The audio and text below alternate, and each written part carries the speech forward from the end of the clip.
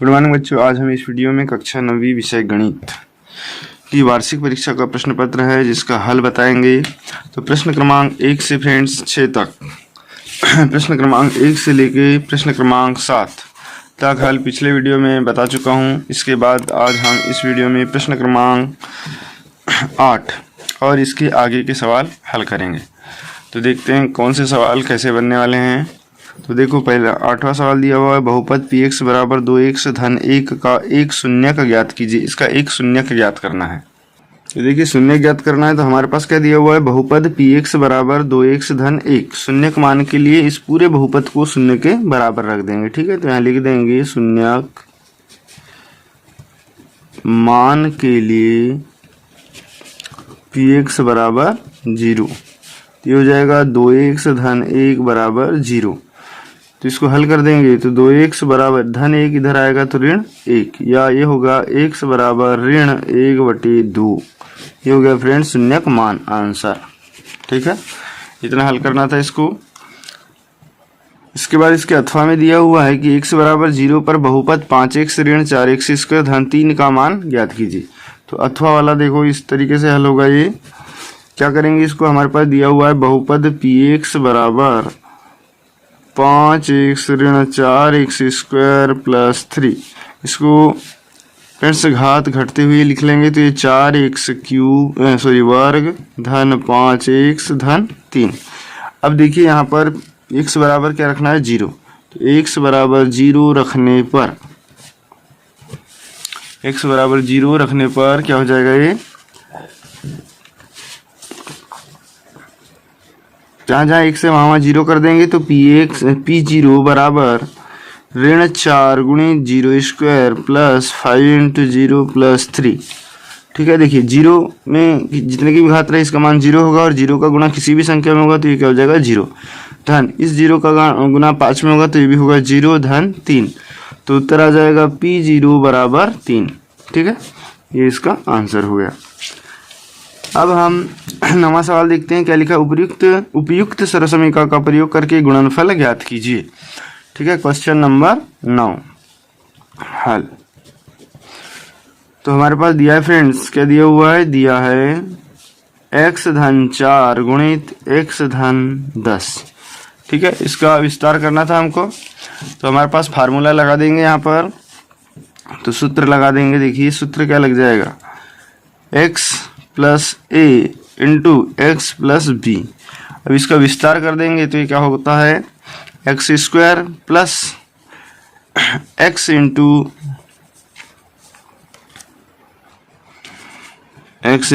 A plus b plus a b. ठीक है, ये इसका विस्तार हो गया। तो यहाँ पर इसको सूत्र के हिसाब से यहाँ पर रख देंगे। देखिए एक्स के स्थान पर एक्स है तो ये हो गया x square plus x into a plus b. तो a के स्थान पर 4 है और b के स्थान पर कितना है, 10 है। तो ये हो जाएगा 4 धन 10। उसके बाद में a गुणित b तो 4 गुणित 10। ठीक है, इसको हल कर दो तो ये हो जाएगा एक्स स्क्वायर प्लस 4 और 10 कितना हो गया, 14 x धन 10 × 40। आंसर, ये हमारा एक बहुपद प्राप्त हो गया। इसका मान है x धन 4 गुणित x धन 10। ठीक है, इसके अथवा वाला देखते हैं। क्या लिखा हुआ है कि सीधे गुना न करके 105 गुणित 106 का मान ज्ञात कीजिए। तो ये अथवा वाला देखो, हमको क्या लिखना था, 105 गुणित 106 का मान ज्ञात करना है। तो इसको हम 100 के आधार पे हल कर देंगे तो ये हो जाएगा 100 धन 5 गुणित 100 धन 6। ठीक है, सेम इसी प्रकार है। देखिए x के स्थान पर 100 है और a के स्थान पर 5 है और b के स्थान पर 6 है। तो यहाँ भी यही सरसमीका लगा देंगे। ठीक है, तो x बराबर 100, a बराबर 5 और b बराबर 6। तो फ्रेंड्स ये हो जाएगा x plus a into x plus b is equal to x square plus a plus b x plus a into b. ठीक है, जहाँ x बराबर 100 हो गया, a बराबर ये वाला 5 हो गया और b बराबर ये 6 हो गया। ठीक है, अब इनका मान यहाँ रख देंगे तो ये हो गया 100 धन 5 गुणित 100 धन 6 बराबर ये हो जाएगा 100 पर 2 की घात धन ये a धन b मतलब 5 धन 6, तो 5 धन 6 गुणित x का मतलब 100 धन a गुणित b। अब a गुणित b का मतलब a का मान कितना है 5 गुणित b का मान 6। हल कर देते हैं तो ये हो जाएगा 100 का वर्ग 10,000 हो जाएगा धन 5 और 6 हो गया 11 गुणित 100 धन 5 6 का 30। अगली स्टेप में हो जाएगा, देखिए ये हो गया 105 गुणित 106 और ये 10,000 धन ये 1100 धन ये 30। इनको जोड़ देंगे तो ये हो गया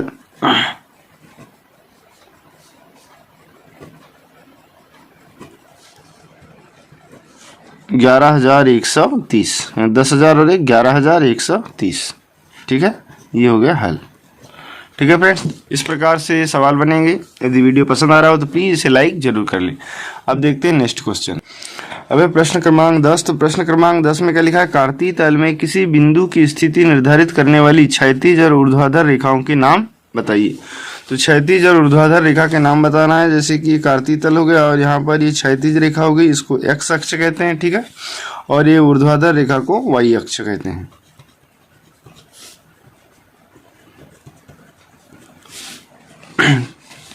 तो ये हो जाएगा क्षैतिज रेखा एक्स अक्ष और ऊर्ध्वाधर रेखा का नाम वाई अक्ष। उसके बाद पूछा यदि उस बिंदु तथा उस बिंदु का नाम बताइए जहां ये रेखाएं प्रतिच्छेद करती है। तो देखिए दोनों रेखाएं यहाँ प्रतिच्छेद कर रही है और इसको कहते हैं मूल बिंदु, और मूल बिंदु के निर्देशांक होते हैं 0 0, तो इसको कहते हैं मूल बिंदु। तो हम लिख देंगे जहां दोनों रेखाएं एक दूसरे को प्रतिच्छेद करती है उसे मूल बिंदु कहते हैं। ठीक है, अब नेक्स्ट क्वेश्चन है प्रश्न क्रमांक इसका अथवा। तो अथवा में देखिए फ्रेंड्स क्या लिखा हुआ है, चतुर्थांश किसे कहते हैं। तो देखिए ये जो अक्ष हमने बनाए हैं, तो यहाँ से ये जहाँ एक्स अक्ष और वाई अक्ष एक दूसरे को काटते हैं, जिससे क्या होते हैं 4 भाग निर्मित होते हैं। तो ये चारों भाग क्या कहलाते हैं, प्रत्येक चतुर्थांश कहलाते हैं। ये पहला चतुर्थांश, ये दूसरा चतुर्थांश, ये तीसरा चतुर्थांश और ये चौथा चतुर्थांश। ठीक है, तो इस तरीके से चतुर्थांश कहलाते हैं। अगला है प्रश्न क्रमांक 11। रैखिक समीकरण x बराबर 4y के कोई 2 हल लिखिए। कोई 2 हल बताना है फ्रेंड्स हमको। तो कोई 2 हल में देखिए इसको हमारे पास क्या दिया हुआ है, बहुपद रैखिक समीकरण दिया हुआ है, दिया है x बराबर 4y। कोई 2 हल, कोई 2 हल। तो नंबर 1 y बराबर यहाँ 1 रख देते हैं। तो 1 रखने पर देखिए y बराबर हमने 1 रख दिए तो ये क्या हो जाएगा, x बराबर 4 गुणित 1, तो x बराबर कितना हो गया 4। ठीक, फिर नंबर 2 y बराबर 2 रख देते हैं। 2 रखने पर तो ये हो जाएगा x बराबर 4 गुणित 2 बराबर 8। तो देखिए कोई 2 हल, तो 2 हल हो जाएंगे हमारे पास। यहाँ एक टेबल बना लेते हैं। तो टेबल में देखिए x का मान और ये y का मान। तो हमने y का मान, x का मान क्या रखे, सबसे पहले y का मान क्या रखे 1, तो x का मान आया 4। ठीक है, और फिर y का मान रखे 2, तो x का मान आया 8। तो इस तरीके से इस प्रकार आप कोई भी 2 मान रख सकते हैं हल आंसर। ठीक है फ्रेंड्स, तो इसका हल इस तरीके से होगा। इसके अथवा में दिया हुआ है k का मान ज्ञात कीजिए। यदि x बराबर 2 y बराबर 1 तब समीकरण 2x धन 3y बराबर k का हल हो। तो हमको x का मान 2 रखना है, y का मान 1 रखना है और समीकरण 2x धन 3y में रखकर k का मान ज्ञात करना है। ठीक है, तो हमारे पास दिया गया समीकरण, तो जो समीकरण दिया हुआ है उसको उतार लेते हैं। तो दिया है, क्या दिया हुआ है, x बराबर 2 और y बराबर 1 और समीकरण दिया हुआ है 2x धन 3y बराबर k। तो इनको रखने पर यहाँ पर रख देंगे फ्रेंड्स। तो देखिए 2 गुणित x का मान रखेंगे 2 धन 3 गुणित y का मान रखेंगे 1 बराबर k। तो ये क्या हो जाएगा, 2 दूनी 4 धन 3 का 3 बराबर k। तो k बराबर हो गया 4 और 1 5, आंसर ये हो गया आंसर। तो हमको पूछा था k का एक हल हो, तो ये हल है, k का मान निकल गया। ठीक, अब अगला सवाल है प्रश्न क्रमांक 12। निम्नलिखित दोनों आकृतियों एक ही आधार और एक ही समांतर रेखाओं के बीच स्थित है। उभयनिष्ठ आधार एवं दोनों समांतर रेखाएं लिखिए। यहाँ पर हमको उभयनिष्ठ आधार और समांतर रेखा बताना है। तो देखिए उभयनिष्ठ आधार कौन से होंगे, ये देखिए ये चतुर्भुज है ABCD, इसमें एक त्रिभुज बन रहा है DC आधार पर DPC। ठीक है, तो आकृति फर्स्ट में आधार हो जाएगा DC। ठीक है, और समांतर रेखाएं हो जाएगी समांतर रेखाएं कौन कौन सी होगी, DC समानांतर AB या AB समांतर DC या CD। ठीक है, ठीक उसी प्रकार आकृति नंबर 2, इसमें देखिए फ्रेंड्स आधार क्या हो जाएगा यहाँ पर। अब देखिए ये वाला ये SP और QR समांतर रेखाएं होगी और इस QR पर त्रिभुज बना हुआ है ये। ठीक है, तो QR क्या होगा, आधार, तो आधार हो जाएगा QR और समांतर रेखाएं हो जाएगी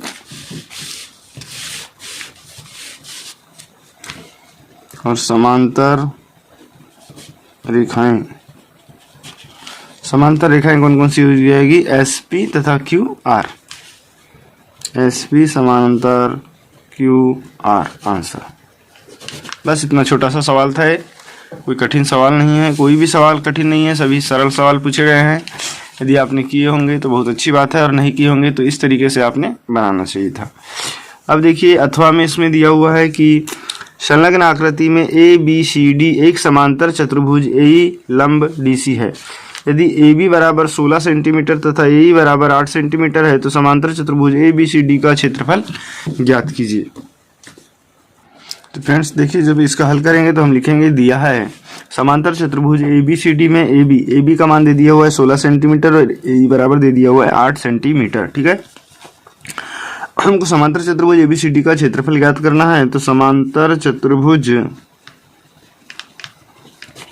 ABCD का क्षेत्रफल, ठीक है, तो ये होता है आधार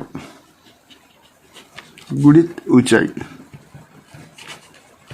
तो आधार गुणित ऊंचाई में देखिए आधार का हमको मान दे दिया हुआ है AB 16 सेंटीमीटर, तो AB बराबर क्या होगा DC, तो AB 16 सेंटीमीटर हो गई DC, है ना, AB बराबर CD, तो ये CD का मान भी 16 सेंटीमीटर हो गया। तो 16 गुणित ऊंचाई हो गई AE, और ऊंचाई AE का मान है यहाँ लिख देंगे वैसे CD गुणित AE। ठीक, तो CD का मान AB के बराबर है, ये हो गया 16 गुणित AE का मान हो गया 8, तो 16 का पहला 8 बार पढ़ लेंगे और ये सेंटीमीटर का वर्ग। ठीक है, तो ये हो गया 8 छक 48 की 8 हासिल का 4 और 8 का 8 और 4 12, 128 वर्ग सेंटीमीटर, आंसर। तो ये जो दिया गया चतुर्भुज है समांतर चतुर्भुज, इसका क्षेत्रफल हो जाएगा 128 वर्ग सेंटीमीटर। नेक्स्ट क्वेश्चन देखते हैं, प्रश्न क्रमांक 13। क्या लिखा हुआ है, एक लंबवर्ती शंकु का वक्रपृष्ठीय क्षेत्रफल ज्ञात कीजिए जिसकी तिर्यक ऊंचाई 10 सेंटीमीटर और आधार की त्रिज्या 7 सेंटीमीटर है। हमको शंकु का क्या निकालना है, वक्रपृष्ठ क्षेत्रफल। तो शंकु का जो वक्रपृष्ठ क्षेत्रफल का सूत्र हमको मालूम होना चाहिए। तो देखिए वक्रपृष्ठ क्षेत्रफल क्या होता है, शंकु का वक्रपृष्ठ क्षेत्रफल, शंकु का वक्रपृष्ठ क्षेत्रफल होता है πr/l। ठीक है फ्रेंड्स, अब हमारे पास क्या दिया हुआ है, शंकु की तिर्यक ऊंचाई दिया है शंकु की तिर्यक ऊंचाई को L से दर्शाते हैं, तो L का मान दिया हुआ है 10 सेंटीमीटर। उसके बाद दिया हुआ आधार की त्रिज्या, तो आधार की त्रिज्या R बराबर दिया हुआ है 7 सेंटीमीटर। ठीक है, 7 सेंटीमीटर। अब हमको ज्ञात करना है शंकु का वक्रपृष्ठ क्षेत्रफल। ठीक है, तो लिख देंगे इसीलिए शंकु का वक्र पृष्ठ क्षेत्रफल, ये हो जाएगा पाई आर एल। पाई का मान लिख देंगे 22/7 गुणित आर का मान 7 गुणित एल का मान 10। इस 7 से 7 कट गया, 22 का गुणा 10 में होगा तो 220, और ये देखिए वक्रपृष्ठ क्षेत्रफल है तो इसकी इकाई क्या होती है, वर्ग, तो ये हो जाएगा वर्ग सेंटीमीटर, ये आंसर। तो ठीक है फ्रेंड्स, गणित समझ में आया होगा। सभी ऐसे छोटे छोटे सवाल है, कोई भी सवाल बड़ा नहीं है, सभी 2-2 नंबर के सवाल छोटे छोटे हैं। तो यदि वीडियो पसंद आ रहा हो तो प्लीज़ अपने दोस्तों को भी ज़रूर शेयर कर दें, और चैनल को सब्सक्राइब नहीं किया हो तो प्लीज़ चैनल को सब्सक्राइब कर लें। फ्रेंड्स, अगला सवाल है प्रश्न क्रमांक 14। एक क्रिकेट मैच में एक महिला बल्लेबाज खेली गई 30 गेंदों में से 6 बार चौका मारती है। चौका न मारे जाने की प्रायिकता ज्ञात कीजिए। ठीक है, तो देखिए कुल गेंद कितने हैं 30, और कितने बार चौका मारती है, 6 बार चौका मारती है। तो 6 बार कितने बार चौका नहीं मारती, 30 में से 6 घटा देंगे तो क्या आ जाएगा 24 बार वो चौका नहीं मारती। तो देखिए इसको इस तरीके से हल करेंगे। देखिए हमारे पास क्या दिया हुआ है, महिला द्वारा खेली गई कुल गेंदें। तो महिला द्वारा कुल खेली गई गेंद कितनी है 30, तो यहाँ जाएगा 30। ठीक है, फिर 6 बार चौका मारती है, तो चौका मारने की संख्या ये हो जाएगा 6। तो चौका न मारने की हमको प्रायिकता ज्ञात करना है, इसीलिए चौका न मारे जाने की संख्या उतार लेंगे। तो चौका न मारने की संख्या हो जाएगा 30 ऋण 6 बराबर 24। तो 24 बार ऐसे हैं जिनमें चौका नहीं मारती है। ठीक है, अब हमको चौका न मारे जाने की प्रायिकता निकालना है, तो यहाँ लिख देंगे चौका न मारे जाने की प्रायिकता।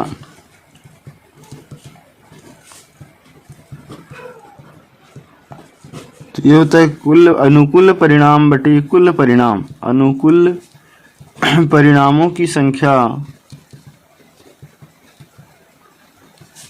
बटे कुल परिणामों की संख्या।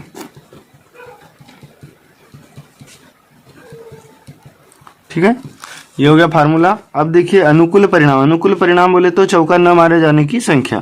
तो चौका न मारे जाने की संख्या कितनी 24, तो हो गया 24, और कुल परिणाम है 30, तो ये बटे में आ जाएगा 30।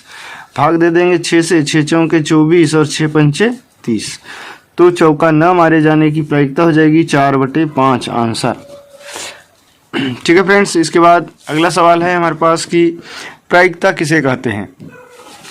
तो प्रायिकता किसे कहते हैं, प्रायिकता का सूत्र, प्रायिकता की परिभाषा लिख देंगे यहाँ पर कि किसी भी घटना के घटित होने की संभावना के गणितीय रूप को या गणितीय मान को प्रायिकता कहते हैं। और प्रायिकता का सूत्र हो जाएगा प्रायिकता बराबर अनुकूल परिणामों की संख्या बटे कुल परिणामों की संख्या। नेक्स्ट क्वेश्चन है प्रश्न क्रमांक 15। 2 बच्चों वाले 1500 परिवारों का यादृच्छा चयन किया गया है। ठीक है, टोटल बच्चे परिवार कितने हैं, 1500 परिवार है जिनके 2 बच्चे हैं, और निम्नलिखित आंकड़े लिए गए हैं। यहाँ आंकड़े दिए गए हैं फ्रेंड्स हमारे पास कि परिवार में लड़कियों की संख्या, देखिए दो बच्चे हैं तो दोनों लड़कियां हैं, उनकी संख्या 475 परिवार, और 814 परिवार ऐसे हैं जिनमें एक लड़की है। ठीक है, और 211 परिवार ऐसे हैं जिनमें कोई भी लड़की नहीं है। अब क्या पूछा है कि यादृच्छा चुने गए उस परिवार की प्रायिकता ज्ञात कीजिए जिसमें एक लड़की हो, मतलब एक लड़की होने की प्रायिकता हमको ज्ञात करना है। तो एक लड़की वाले परिवार कितने हैं 814। तो इसको इस तरीके से हल करेंगे। सबसे पहले हम लिख लेंगे कि कुल परिवारों की संख्या, तो कुल परिवारों की संख्या कितनी है 1500, तो यहाँ पर आ जाएगा 1500। ठीक है, उसके बाद हम लिखेंगे, हमको प्रायिकता ज्ञात करना है एक लड़की वालों की, तो यहाँ लिखेंगे एक लड़की वाले परिवारों की संख्या। तो एक लड़की वाले परिवार कितने हैं 814, तो यहाँ लिख देंगे 814। उसके बाद एक लड़की वाले परिवार होने की प्रायिकता बराबर अनुकूल परिणामों की संख्या बटे कुल परिणामों की संख्या। तो अनुकूल परिणाम हो गया 814 और कुल परिणाम हो गए 1500, तो यहाँ पर हो जाएगा 814 बटे 1500। ठीक है, अब यदि भाग जाता है तो भाग दे देंगे, या इसको आप ऐसा भी रख सकते हैं। तो ये हो गया आंसर। ठीक है, तो बच्चों वीडियो पसंद आ रहा तो प्लीज़ चैनल को लाइक कर ले, और सब्सक्राइब नहीं किया हो तो प्लीज़ सब्सक्राइब जरूर करें ताकि इसी प्रकार की वीडियो आप तक पहुंच सके। अब देखिए फ्रेंड्स, अगला क्वेश्चन है अथवा वाला कि एक सिक्के को 1000 बार उछालने पर निम्नलिखित बारंबारता प्राप्त होती है। ठीक है, क्या आता है कि चित्त 455 बार आता है और पट्ट 545 बार। एक पट्ट आने की प्रायिकता अभिकलित कीजिए। तो इसको इस तरीके से हल करेंगे हम कि दिया गया कुल परिणाम, तो कुल परिणाम हमारे पास हो जाएंगे 1000। ठीक है, उसके बाद दिया हुआ है कि चित्त कितने बार आ रहे हैं 455 बार, और पट्ट जो आ रहे हैं 545 बार। ठीक है, अब हमको पूछा है एक पट आने की प्रायिकता, तो एक पट आने की प्रायिकता बराबर हो जाएंगे अनुकूल परिणामों की संख्या बटे कुल परिणामों की संख्या।